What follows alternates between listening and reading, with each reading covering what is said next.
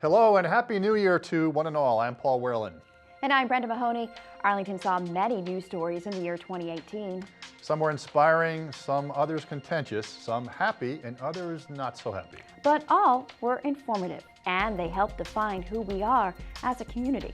For the next few minutes in this special New Year's edition of Arlington Public News, we will show you just some of the news stories that put their indelible stamp on year 2018. Clearly, some stories you're about to see will have a major impact on what happens in 2019 and beyond. Here is APN's final look back at just some of the Arlington news stories from a year that now belongs to history.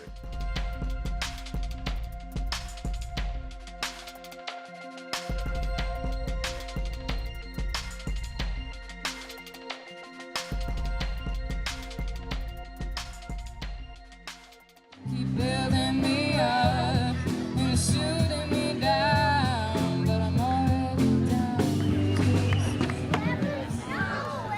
It's a really good scene. If you'll notice behind me, everyone's really well behaved. It's like a very good community family type event. It's typically not too raucous.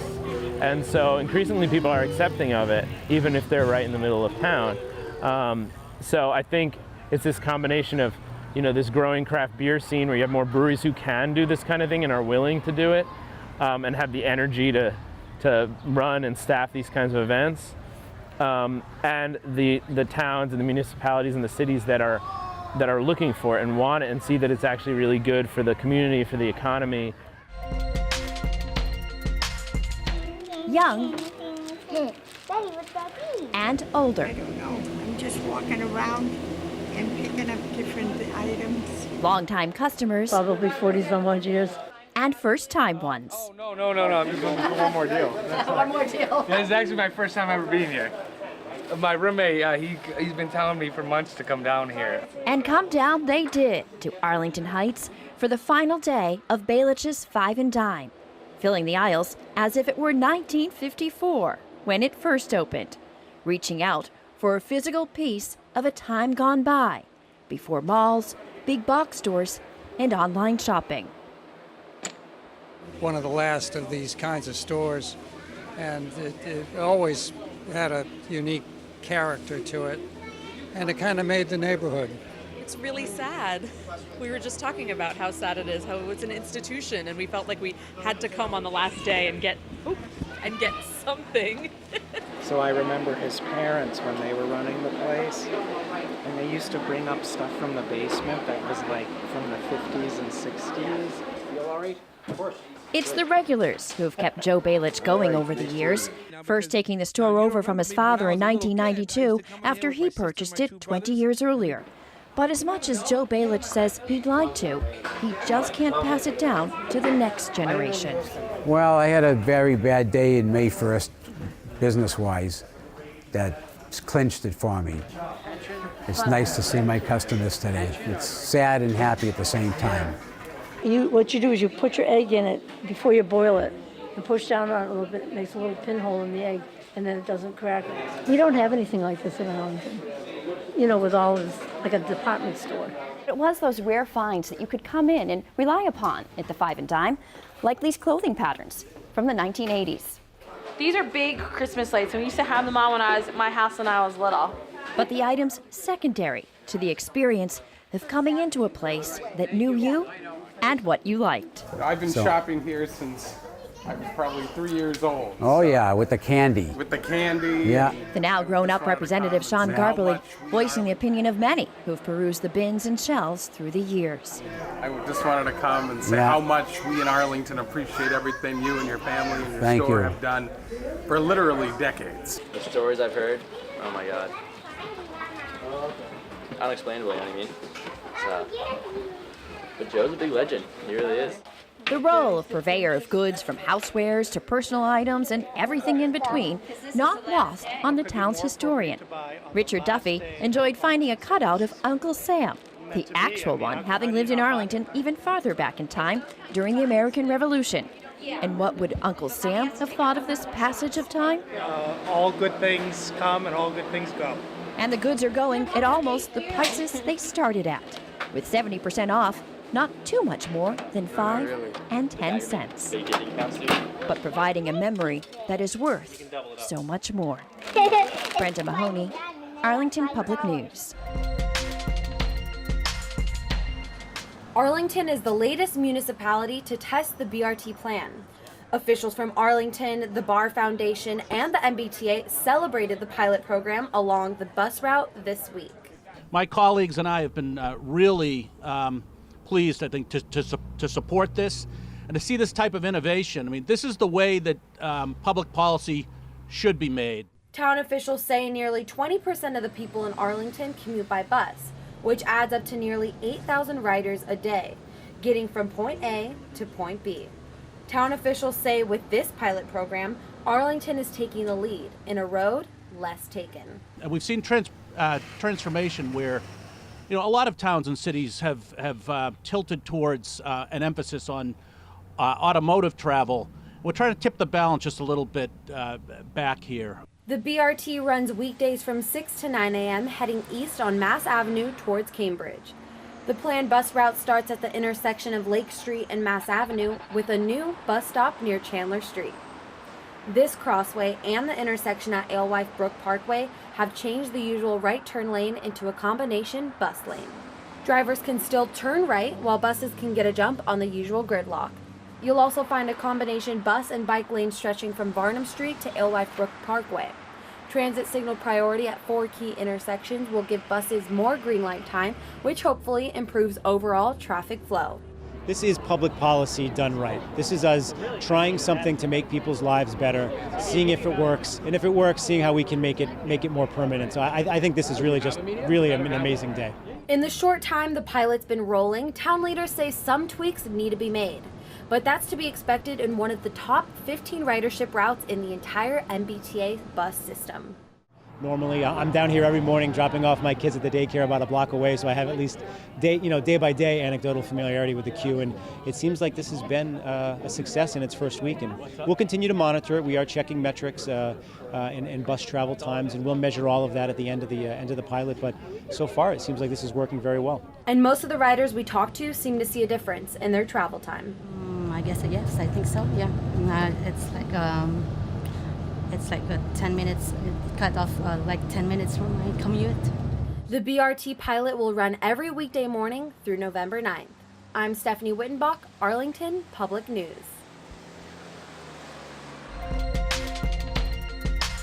You're looking at just a few of the nearly 600,000 river herring or alewives that migrated upstream to spawn at Mystic Lakes during this year's migrating season, that according to the state.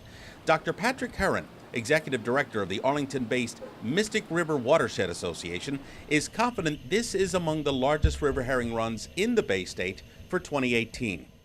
Well, this year the river herring had about 550,000 river herring migrate up from the Atlantic Ocean up into Upper Mystic Lake. They went further. We had about 25,000 river herring get up into Horn Pond this year for the first time. Herron's association conducts on-site and video monitoring programs to help the state make an accurate count of the summer migration. Herron says despite the aim for accuracy, he truly believes the alewife spawning population could be even higher, and that comes as good news to the fowl that feast on them and to those of us at the top of the food chain. River herring are a forage species, so they're a species that are snacked on, if you will, by a variety of commercial and important fish that we eat regularly, whether it's stripers or bluefish or cod. This is the base of the food chain. The astounding number of herring migrating through these waters continues to be robust as they make their way to points north through here, the Upper Mystic Lake Dam. Now, during the migrating season, the herring have two choices when they travel from the Atlantic Ocean to these parts, either the Charles River or the Mystic River. They must smell something good up here. They swim up through the Amelia Earhart Dam and then swim about 7 miles up the Mystic River to arrive here at this dam. Alewife populations have seen significant declines in the past century, in part because the construction of thousands of dams along the eastern seaboard have decreased access to major spawning areas. 6 years ago, the Upper Mystic Lake Dam was modified to allow river herring to migrate further north. But Herron says dams like this are currently in short supply. And all of the dams, the thousands of dams that we have in Massachusetts, have cut off the habitat for this species. And as efforts are underway to remove dams in different parts of the state, we're really hoping that that additional habitat that gets put back into play for these river herring mean a larger population going forward. Herron says if we care about the future of the Atlantic fisheries industry and the healthy benefits we ourselves glean from it, it begins in large part from this relatively small fish, as it takes part in nature's grand and ancient yearly cycle. I'm Jeff Barnes, Arlington Public News. Let's see, we have guava D there. This is banana split. Going over the inventory choices a bit like a kid in a candy store. Except 31-year-old Joseph Lacatch isn't buying, he's selling medical marijuana, the purveyor of Arlington's first ever dispensary. There were times that we didn't think we would make it here. It's not as easy as just go get a license. It's been a long time. It's just a euphoric moment for, I think, all of us. Lacatch began his quest to open a registered marijuana dispensary 3 years ago, deciding this Water Street medical building in the center was a good spot after Arlington zoned the area for medical marijuana sales. I'm a big fan of Arlington. I went to college out here. I'm from Miami, went to college out at Babson, and I never made it out this way. But now I'm 31 years old, married. I have a 7-month-old at home. It's not some weird back alley drug dealer. You know, I've never even done anything like this before. Oh, he is hearing. Look, fantastic. Yes. So now he's hearing it from the computer. Testing out his doorbell security system, Lacatch and his team are in the final stages of getting everything ready to start selling. Set to open Friday, October 26. State regulations require patients to have an ID and be in a database, which APOFCA then checks. Arlington's Board of Health and Police Department also requiring further regulations, such as the right to check up on the facility. And our team from the police department did a walkthrough the other day, and we're very confident that the security measures in place will maximize the safety to the community. It's obviously new, and we're all learning, and we see it as our responsibility based on the passage of the law to ensure that this organization can conduct business lawfully and safely. After a patient's ID is checked, they're then led to the retail floor here where they can choose from a variety of marijuana flowers, looking at it even underneath a magnifying glass and smelling it. You know, you have pipes, so you could grind up the flower. These are all, this shelf right here is for vaporizing. You know, this isn't what you would think of a marijuana dispensary. This is a nice open space where we give any patient that walks through that door the respect that they deserve and the service that they deserve to be able to get medical cannabis to help whatever ails them.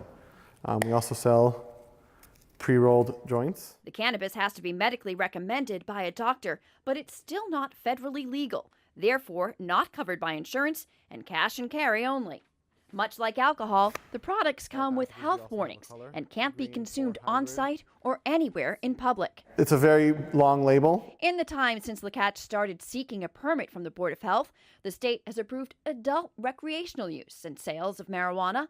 Lacatch is now on a fast track with the state to get into that business. In Arlington, a marijuana study committee has been looking at how to regulate it locally. To stay competitive and be able to continue to service the patients and be able to offer the medicine, you need to evolve your business. But the important thing is, our philosophy doesn't change. We're here to serve our patients, our customers, and provide a safe environment for them and for our communities. The Redevelopment Board is taking up the Marijuana Study Committee recommendations with final bylaw changes to be voted upon at a special town meeting set for December 5th. Brenda Mahoney, Arlington Public News. Justin Lucente started preparing early Halloween morning, getting his Overlook Road home in Arlington ready for the big day. Started off as a friendly competition, and then I think a lot of people have now realized that it's more work than not. Meanwhile, thousands in Boston working on celebrating the Red Sox 4th World Series championship of the century.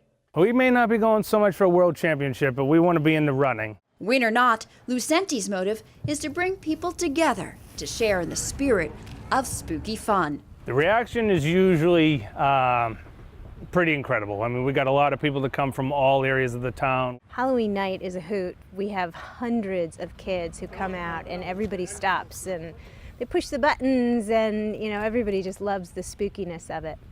The Red Sox celebration falling on the same day as Halloween. Not too many people here for watching the parade during the lunchtime crowd at Common Ground on Mass Ave in Arlington, but they are expected later and perhaps even in costume. The connection, you could say, may even be incredible. We give out candy like from 4 to 8, so 4 to 9 I think it is. So yeah, we should get a bit of a rush maybe later on fans-wise. We just win and we win and we win, and we're going to keep winning. It's a beautiful thing. I love to be from Boston. I was born and raised here. It kind of speaks for itself in terms of like what integrity and hard work can actually achieve. As day turned into night, Lucenti's efforts paying off. It's just absolutely frightening. This is the best house. This is awesome. This is incredible. This is Halloween. Halloween in Arlington. There you go. Brenda Mahoney, Arlington Public News. Motor down any Arlington Avenue and chances are good you'll see northeastern colors of gold, yellow, red, and green in the trees. And you may also see a few tropical colors appearing out of place this time of year. Some people, may like the aesthetics of it. Some people may really dislike the aesthetics of it. I think it's kind of either you like them or not in that sense. But in just about every sense, the dockless Lime bikes are thus far peddling impressive numbers. Arlington's senior transportation planner says Lime bike users have taken more than 15,000 rides on the dockless bike share system since their summer debut. That averages roughly 1,100 rides per week since the end of August, more than 7 times the number of rides recorded in July when the dockless bike share pilot was launched. It's been going very well.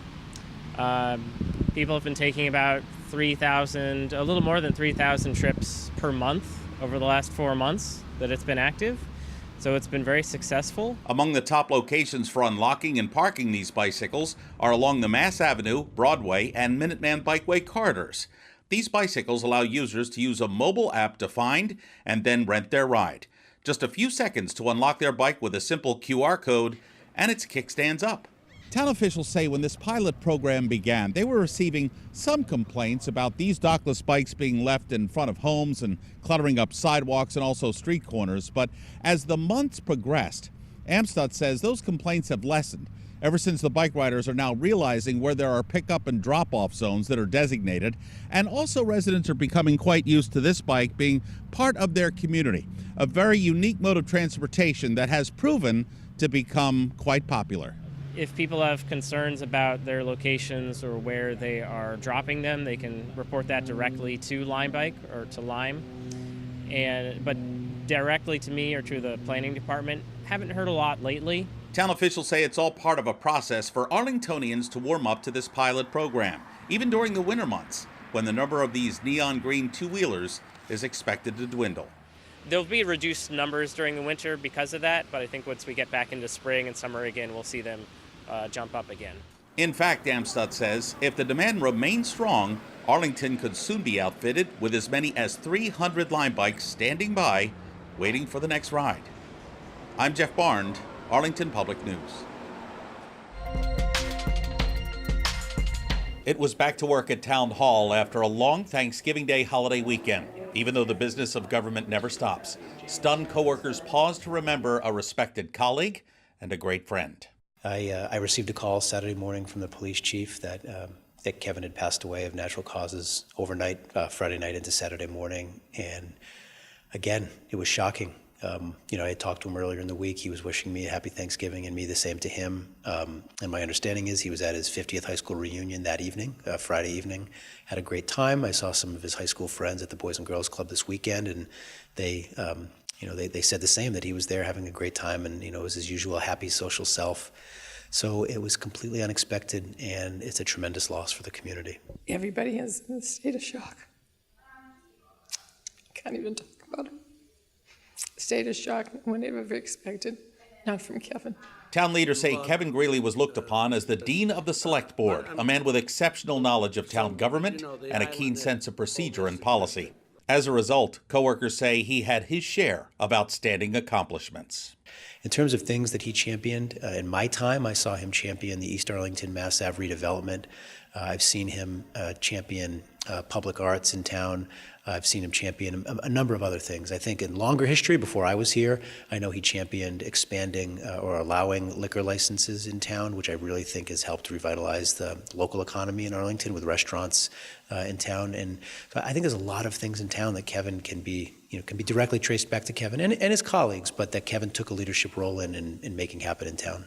Kevin was not afraid to take on something that some people were against, and he would listen to you, and whatever decision he made was truly for the best for the town of Arlington and the residents. He was never afraid to attack an issue. And when he was attacking an issue, town leaders say Kevin Greeley shined. I always told people, Kevin would always ask me some of the hardest questions that I'd be asked. He was no pushover. He definitely wanted to make sure that we were doing things right and that everything balanced out and that he understood what he was voting on. So he really did have this great way of balancing a friendly and welcoming persona with someone who took his job very seriously as a member of the select board. Most of all, colleagues say they'll miss Greeley's wisdom, his counsel, his smile. And he's going to be truly missed by the entire town. Young people, old people, the entire town and beyond. I'm Jeff Barn, Arlington Public News. We'll get to this week's special town meeting in a moment, but first, the high school building committee clearing a major hurdle.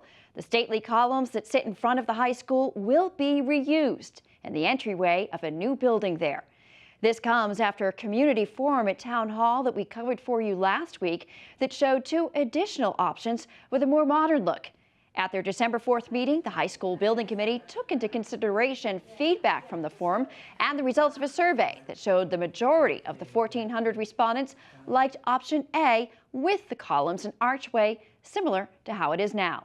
But then some committee members discussed their own likes and dislikes, the architect telling them to trust their decisions, but decide now. You know, the decision of this group has been made that we put it out to the community and the public first, but you all actually are the ones that are most intimately involved in this. But we're getting to the point where it's a pretty massive building. We've got an awful lot of facades to solve for estimating purposes and so on, that we need to get some marching orders. AHS Building Committee member Amy Spear tells APN the committee will now focus on addressing the cost of the new high school, projected at $308 million, with about 40% expected to come from the state, the rest from Arlington taxpayers. AHS Principal Matthew Janker digging up blueprints for an all-new high school from 1975 that failed to pass. It would have included a hockey rink and pool and served 2,500 students at a cost of $20 million, equal to about $90 million now. Janger saying if passed, he thinks the town would only likely be looking at a renovation now. A vote on the current high school rebuild is expected to go to voters in the spring. With 2 children in high school and looking at college dead ahead, I'm in the job market, shall we say. And that's all Chief Fred Ryan is willing to say about his future plans after more than 3 decades serving his hometown of Arlington and 20 as its police chief. Yeah, you know, it's an interesting and challenging transition. I mean, my whole adult life, my identity has been as a police officer, and so transitioning away from that at home and in you know, social settings will be a challenge for me. I've been passionate about my work. I've been given the great privilege of you know, serving as chief of police in my hometown and having gone from the public housing projects with very little means and being given this honor. Town leaders say Chief Ryan's announcement last week is a huge loss for Arlington, in large part because of Ryan's philosophy of community policing, addressing the state's opioid crisis and mental health issues, and helping to stop what Chief Ryan calls the revolving door of taxpayer-funded recidivism. We've really had a shift in paradigm and we've become an agency driven by community values and truly engaging in partnerships with stakeholders in the community to police the community the way it chooses to be policed. And that's what I'm most proud of, is that we've been able to make that shift and recruit the men and women that are capable of advancing that mission. Ryan says transparency is another accomplishment under his guidance, gaining the trust of residents police are paid to protect. You know, we've never been perfect. I've never been perfect, but we've been honest, and I think we've moved the dial, and I only hope that I've left my little corner of the world a little bit better than I found it. Before leaving just days into the new year, Ryan says Arlingtonians enabled him to try new approaches to law enforcement, and that's something he says he will appreciate no matter what path he takes next. I say thank you. Thank you for giving me the privilege of serving as your chief of police. Thank you for allowing me to take risk from time to time with some of our programming. And thank you for empowering us and holding us accountable. I think that's most important. You know, I speak to chiefs around Massachusetts and around the country, and, you know, we're only as good as the trust that the people place in us. And with that trust comes accountability. And Arlington has been very effective at holding its police department accountable for policing the community the way it decides to be policed. And I say continue to hold the department accountable because everybody's better for it. Chief Ryan says after 20 years as head of Arlington's police force, he's learned that being police chief is more of a lifestyle than a job. It's a 24/7, 365-day-a-year responsibility. And he says he's done his job to the best of his ability, and now it's time to turn the keys over to someone else. I'm Jeff Barnes, Arlington Public News. You can check out our latest segments and newscasts on the web at acmi.tv/news. And don't forget to like us on Facebook and follow us on Twitter at Arlington Public. And if you have any news tips for us here at Arlington Public News, we'd love to hear from you. Email us at news@acmi.tv or stop by our studio here at 85 Park Avenue. I'm Paul Werlin. And I'm Brenda Mahoney. Thanks for joining us. Happy New Year and good night. See you next time.